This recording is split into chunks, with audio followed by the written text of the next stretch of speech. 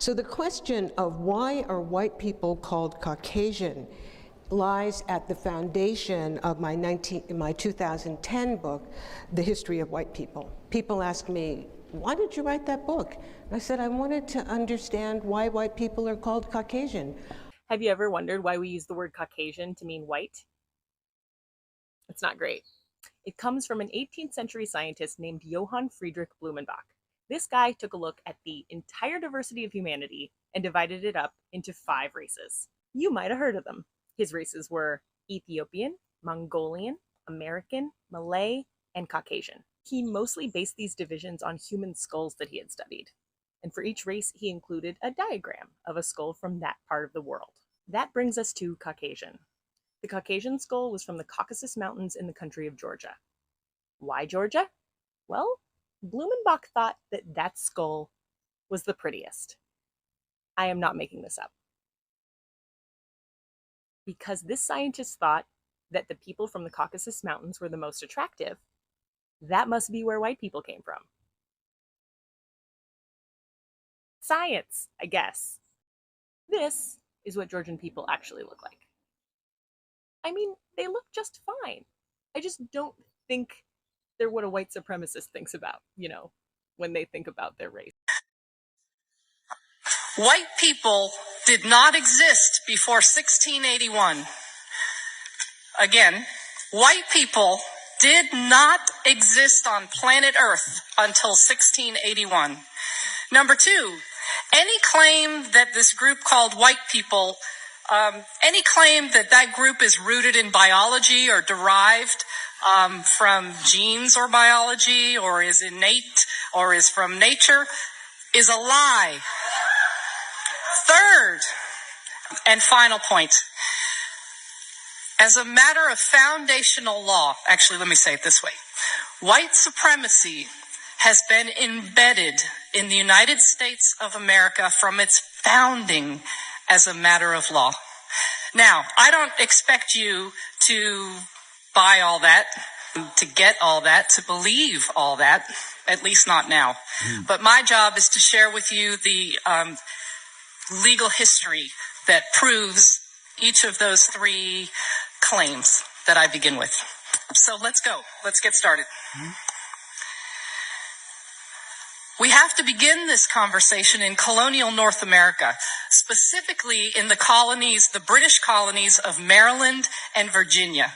Both were British colonies and both shared a number of particular characteristics.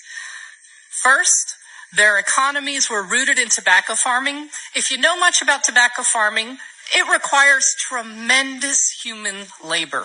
Lots and lots of workers. So those who owned large plantations, big landholders, constantly needed laborers to do the work to grow the tobacco. In addition to sharing an economic base, both colonies had an incredible gender imbalance. Roughly 10 men for every woman. Wow. Now, let's understand a little bit about the folks who constitute the people in these 2 colonies. Oh, and by the way, let me give you a year. We're in the early 1600s, okay? The early part of the 17th century, colonial North America. England. Hello, brothers and sisters. Welcome back to the channel. I'm hoping that you are doing great from wherever you're watching me from. I'm your host and presenter, Chintok Stories. There is a lie that is yet to be revealed. Some white people call themselves Caucasians, but do they really know the true origin of themselves? Because according to them, from the word Caucasian, from the word Caucasus, it is a Caucasus mountain where they came from. But this is a lie, because we are going to see a black professor who is going to expose the falsehood behind the label Caucasian. Now, the intervention is not merely scientific. It is a fundamental challenge to how racial knowledge was manufactured and normalized in Western societies. The term has been treated for generations as neutral, as scientific descriptor for white people, appearing in textbooks, census forms, court rulings, and everyday speech. Yet, this professor argues that this label was never grounded in rigorous evidence. Instead, it emerged from the period when European scholars were actively inventing racial categories to legitimize colonial expansion, slavery, and global domination. Now, by interrogating Caucasian, the professor reveals how language itself was engineered to neutralize power and hierarchy, transforming political ideology into supposed biological fact. Because what we are going to learn from this video is so much important.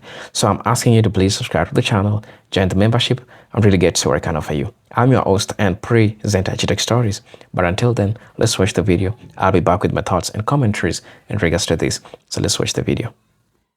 White person? Do you know a Caucasian person? Did you think that those were the same thing? Well, they actually aren't, and today we're going to explain why. The word Caucasian actually comes from the Caucasus Mountains, which is in modern-day Armenia, Azerbaijan, Georgia, and parts of Iran, Turkey, and southern Russia. The real Caucasians are the diverse peoples of the Caucasus, who may not fit the stereotype of what a Caucasian is in America, such as a lot of Caucasians practicing Islam, having close ethnic ties to Asian cultures, such as Iranian and Turkic peoples. The reason Caucasian became attributed to white people throughout Europe is because of this guy, Johann Blumenbach. Early on during colonization, ideas about race were oftentimes pretty messy and incongruent, but in the 1700s, certain anthropologists started to build careers by adding to the lore of race by traveling and investigating the origins of different racial groups, or as I like to say, just making a bunch of stuff up. When Blumenbach traveled to the Caucasus Mountains, he thought the people there were the most beautiful in the world due to their skull shape, and that white Europeans had to have originated in that area as the middle ground of humanity. And he also thought that his 4 other races were devolved versions of the Caucasian race. Now the identity of the Caucasus has been taken by German scientists and his unscientific ideas to further the oppression of colonized peoples around the world. So when discussing race, it might be better to use the term white to refer to the racial group of people who have ancestral origins in Europe, as opposed to associating all of them with those from the Caucasus region.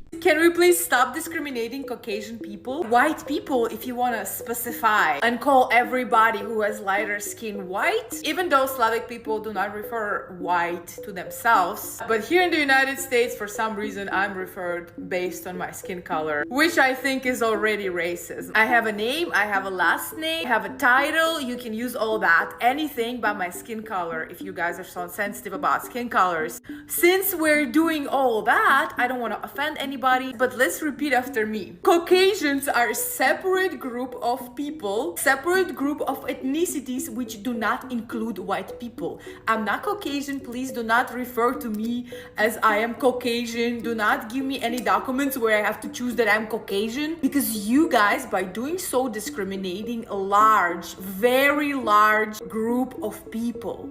Caucasians are its own group, okay? Let's be mindful, let's be respectful. Also, not that you're discriminating Caucasians by calling me a Caucasian. You're discriminating them.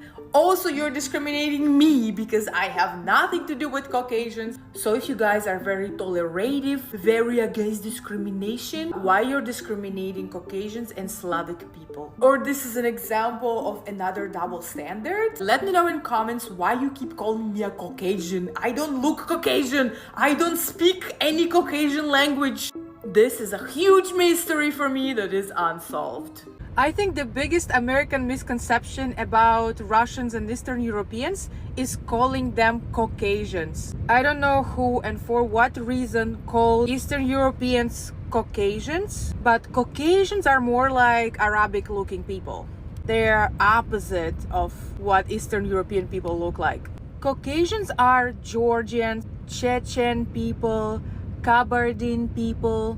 I will attach some pictures. Usually Caucasians have dark hair, dark eyes, and darker skin tones, or like the more 10 to 10 right away, because those are the people that living mostly in mountain or seaside areas.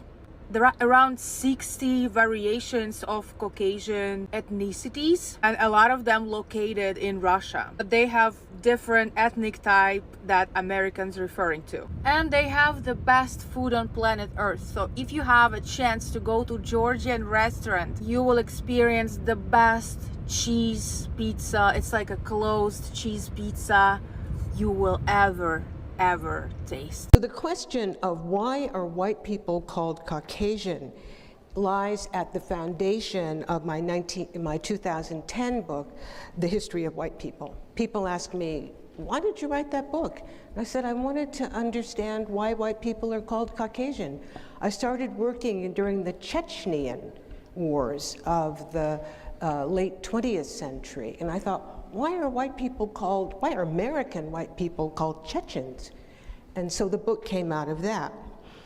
Its research came out of the Princeton University Library, and I actually dedicated the book to the Princeton University Library. In today's lecture, written and produced by an artist as well as a historian, I hope to make you see as many people in this story as possible into real people in actual places and particular circumstances. Even those whose destiny was to appear as parts of a taxonomy, as type de ceci, type de cela, as types of millions of people, really, they turn out to be particular individuals whose intimate experiences place them in the path of science. So that's my autobiographical introduction, telling you about my process and how my process influenced what I'm going to show you today. So my topic, the question, why are white people called Caucasian? It's a pretty simple question, and it's crossed a lot of people's minds. It's crossed more people's minds than have actually said it. How many of you have wondered about that? Put your hand up if you, okay. How many of you have said it out loud, have actually said to somebody, why are white people called Caucasian? Oh, so many fewer. So this has come up pretty often this year. So here's a general question, why are white people called Caucasian? And here's the question for 2013.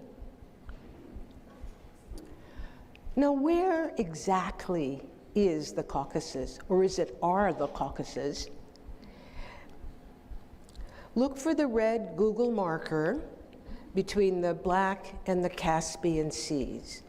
That shows you the place we're looking for, or the places we're looking for.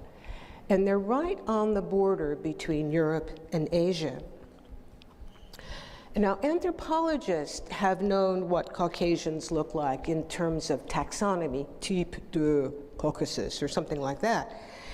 And these images come from William Z. Ripley's Races of Europe, 1899, which was the Bible of race thinking in the early 20th century, was the Bible for the federal government in the era of closing down immigration from Southern and Eastern Europe. So those people standing behind my Brooklyn revelers, those people are or were Caucasians. Now, a word on naming. In both the popular literature and the scientific literature, the names of the people and the places slide around. So we talk about Caucasian, we talk about Circassian or Circassian, we talk about Georgian, and those terms function almost interchangeably outside of Russia. But in the historical period, that is before the 20th century, before the late 20th century, those people were synonyms of the most beautiful people in the world. And if you ask Georgians, that is from the Republic of Georgia, if you ask them now, is it true Georgians are the most beautiful people in the world? What do they say? Yes. I haven't met Circassians, and I haven't met people from the Caucasus who call themselves Caucasian, so I don't know their answer. Within Russia, however, Caucasians are the subject of negative stereotype, as a young American living in Moscow explains in this snippet of a video. Well, basically, what I want to talk about is what is the deal with the Caucasians in Moscow? And I'm not like a racist person or anything, especially because I'm black. Like, how am I going to be racist in Russia about other people? But it's not even that. I mean, like, all right, let me explain. There's always a huge group of them. And it's like, they don't socialize with the Russians there. It's hard to explain. Like, I have a great Caucasian friend from, he lives in Russia. Sorry, I forgot what countries he's from, and he's probably watching this video right now, but yo, it's early in the morning, I was drinking last night, I'm sure George understands. But I have a great friend named George, you know, he's Caucasian, and he doesn't even like the average Caucasian in Russia. Now, from what I hear from people, is that they're dangerous, they carry knives, they carry guns and all this stuff. And maybe that is, maybe that isn't. But I just want to know the deal, because apparently, from what I hear from a number of Russian people, that Caucasians are disliked more than blacks in Russia, like African black. And I'm like, holy crap, you know, they're hated more than us? I didn't think that was possible. The view from Moscow.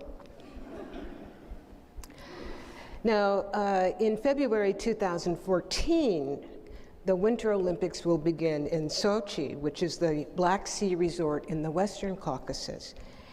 And you are going to be hearing more about Sochi this afternoon and also in February.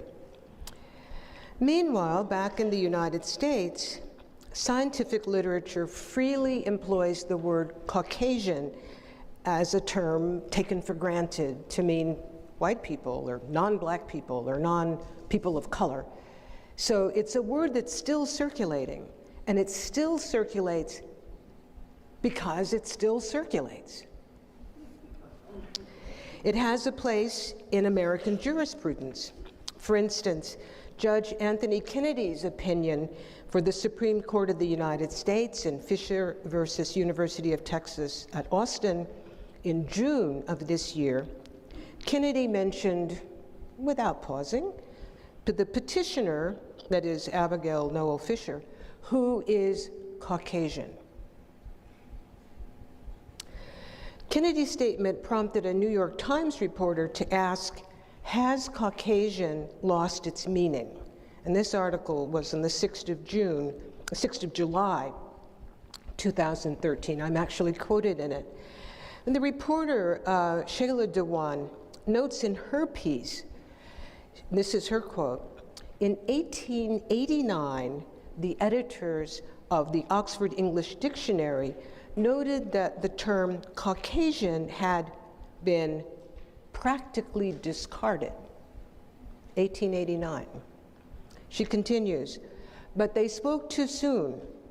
Blumenbach's authority had given the word a pseudo-scientific sheen that preserved its appeal.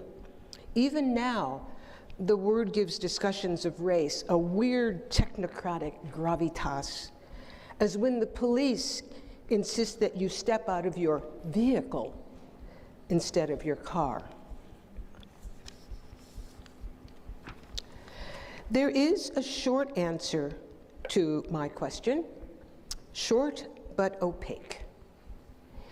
In the late 18th century, Jan Friedrich Blumenbach, an 18th century German scholar, assigned the name to people living in Western Europe, to the River Ob in Russia, to Northern Africa, and to India, call them Caucasian. It's a large group of people. Blumenbach enjoyed a scholarly reputation that gave his designation enormous heft, and it got picked up very quickly. Although the term Caucasian now has many synonyms, including white, it retains a certain currency by dint of repetition. So the short answer is that skull, you see. The fuller and longer answer is complicated, and it entails the history of scholarly exchange, Russian imperialism, and notions of human beauty. So the short answer first. These black people are Caucasian because they're from the Caucasus Mountains. I know it sounds weird, but let me explain. So these are the Afro-Abkhazian people from Abkhazia. Now, Abkhazia is a partially recognized state in the South Caucasus. It's located in the border of Eastern Europe and Western Asia, between the Southern Caucasus Mountains. Now, how these black people ended up here in an area so remote is still very unclear. Many believe that hundreds of enslaved Africans were transported to work here in the 17th century, specifically on the citrus plantations. And this is during the slave trade. Now, this theory is plausible because it was technically under the rule of the Ottoman Empire for at least 300 years. But there are problems with this theory geographically speaking. And even that isn't clear. That's only assumed because of context clues. The bordering nation of Armenia was under Turkish rule. So we really don't know how these people got there, or if they've always been there. And if you want to learn more about interesting groups of people like this and other topics, just subscribe to my weekly newsletter. And on my newsletter, I send weekly emails, sometimes even daily emails, educating people about events that changed history, different ethnic groups around the world, why London is the way it is, and other interesting topics I don't really get the chance to talk about here. So make sure to subscribe. The link is in my bio. Now, with that said, what is the origin celestially and spiritually of the white race? From the Akashic Records perspective, the spiritual origin of the Caucasian or white race is just as cosmic and layered as any other lineage, yet its purpose, development, and karmic trajectory carry distinct energetic imprints. In the earliest seeding of Earth, various star nations contributed different energetic lineages to cultivate a diverse planetary experience. The Caucasian race, in large part, carries frequencies linked to certain Pleiadian and Orion streams, particularly those involved in mental refinement, civilization building, and polarity experimentation. Some aspects also trace to early Lyran offshoots who sought to understand duality through embodiment of light-dominant genetic codes. Unlike the melanin-rich lineages who were designed to hold and transmit energy through rhythm, sound, and earth connection, the white race was encoded to explore mastery over environment, form, and systems. This is why many souls incarnated into white bodies have historically gravitated towards structure, order, innovation, and external influence, often in ways that both elevated and at times distorted natural law. Spiritually, part of the white race's soul contract was to experience separation, not as punishment, but as a journey of return. The paler phenotype, with less melanin and environmental adaptation, often reflects an energetic distancing from Earth's denser emotional fields. This made it easier in certain timelines for colonization and control-based systems to emerge, not because of inherent evil, but due to disconnection from the feminine, from nature, and from the body's deeper wisdom. But this same disconnection is also the seed of awakening. Many white souls today are here to transmute ancestral karma, restore balance, and evolve beyond the shadow of supremacy, domination, or artificial hierarchy. They are here to remember that their origin is not of control, but of cosmic service, to build, to bridge, and to harmonize once realigned with heart and source.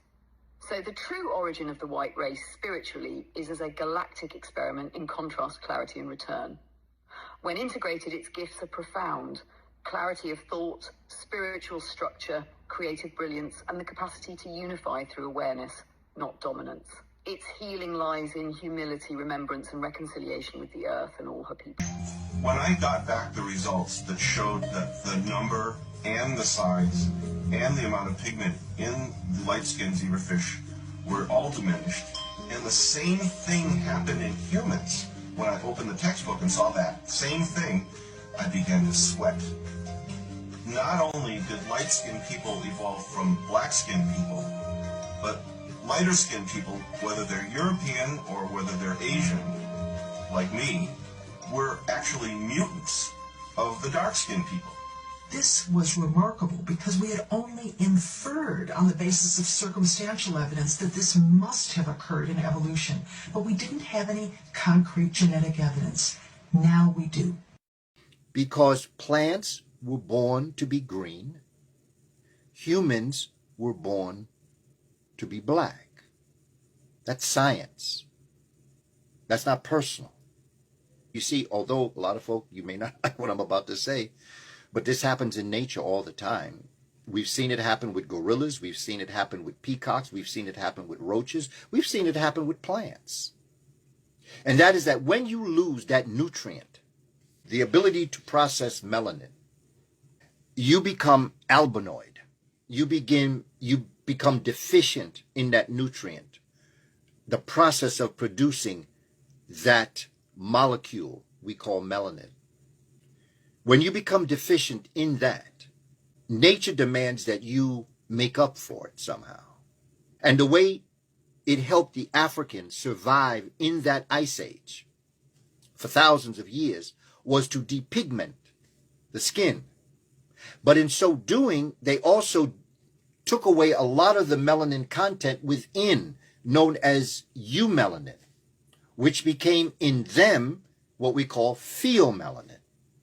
And so they come back down across, but they only mate with themselves. So what's happening now is that a mutant is commingling with a mutant, which is taking the product further and further away from the archetype of humanity.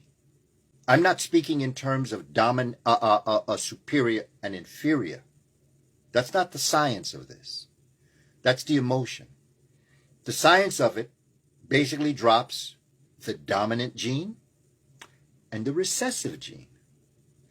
And everything that black folk have is dominant. Complexion of skin, pigmentation of skin, pigmentation of eyes, curly hair. The body is melanated. It has a certain morphology or structure. That is how the Creator said, this is what I want the human family to look like, and that's how they'll survive on this earth. But no one took into account Africans going into an area that is going to be hit with an ice age.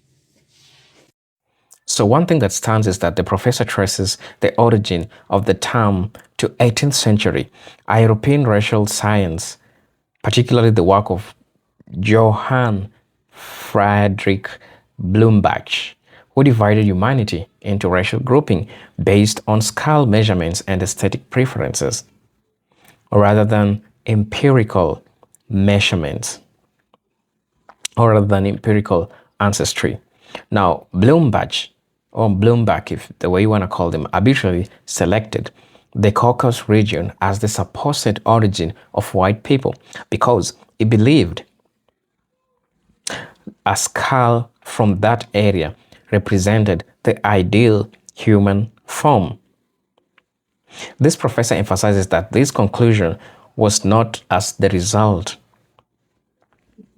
of historical migration studies, genetic evidence, or anthropological rigor, but a personal bias shaped by European beauty standards.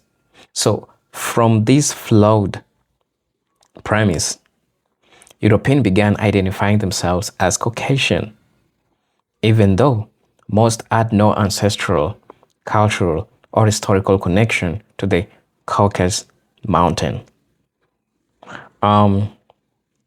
What even makes this labeling especially deceptive is that the professor explains that the Caucasus region itself has always been ethnically and culturally diverse. The peoples indigenous to that region include groups more closely connected to West Asia, Middle Eastern, and Central Asian population than to Northern or Western Europeans. Many of these communities have never identified as white and were themselves marginalized by European racial hierarchies. So, by appropriating the term Caucasians, Europeans effectively erased the identities of actual Caucasus people while simultaneously inventing a prestigious origin story for themselves. This act of naming was less about accuracy and more about symbolic elevation. So the professor also argues that the rise of the Caucasian label coincided with the Europeans' need to morally justify empire building as slavery, colonialism, and resource extraction expanded, European elites required an ideological framework that portrayed domination as natural and inevitable. So, racial science provided that framework by presenting whiteness as an ancient, original, and biological superior. So, Europeans framed themselves as rightful rulers of the world.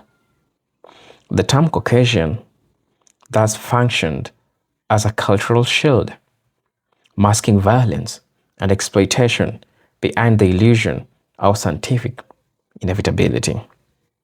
At the same time, modern genetics, the professor notes completely dismantles the Caucasian myth. DNA evidences shows that all humans shares a common African ancestry, and the so-called racial differences are superficial adaptations rather than distinct biological divisions. So, Europeans do not trace their origins to the Caucasus Mountain, nor do they form a genetically uniform group. The professor emphasizes that race, as a traditionally defined, has no biological foundation. It is a social construct created to organize power, not a reflection of human diversity. The continued use of Caucasian, therefore, represents the persistence of outdated ideology rather than scientific truth. Right? So, the professor also explains why the myth survived for so long. Institutional reinforcement, which was once embedded in universities, medical literature, legal classifications, and government records, the term Caucasian became self-perpetuating. Generations were taught the word without being taught its origin. So in the United States, especially, Caucasian became a legal synonym for whiteness, quietly reinforcing privilege through bureaucratic language. So, challenging the term threatens more than a label. It threatens the historical narrative that framed whiteness as natural, as superior, and entitled to authority. So, importantly, the professor clarifies that dismantling the Caucasian myth is not about denying white people history or identity. Europeans have rich, traceable histories rooted in specific regions such as Scandinavia, the British Isles, Southern Europe, and Eastern Europe. The problem arises when fabricated racial identity replaces honest historical lineage. So, by exposing the lies of Caucasian, the professor encourages a shift away from mythology,